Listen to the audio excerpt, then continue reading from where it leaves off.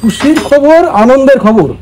বউকে বশ করতে চাইলে আজই দেখা করুন সাধু বাবার আশ্রম, কানকাটামোড়, শিলিগুড়ি। হ্যাঁ, বউকে বশ, বাহ, জাতি হয়ে গেল কানকাটামোড় সাধু বাবার আশ্রমে। বউকে বশ, বাহ, যাবো তো কানকাটামোড় যাই।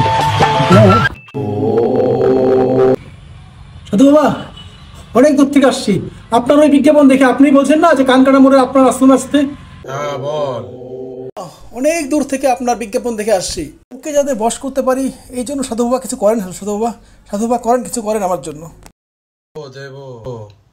এই শুনছো? হ্যাঁ বলো।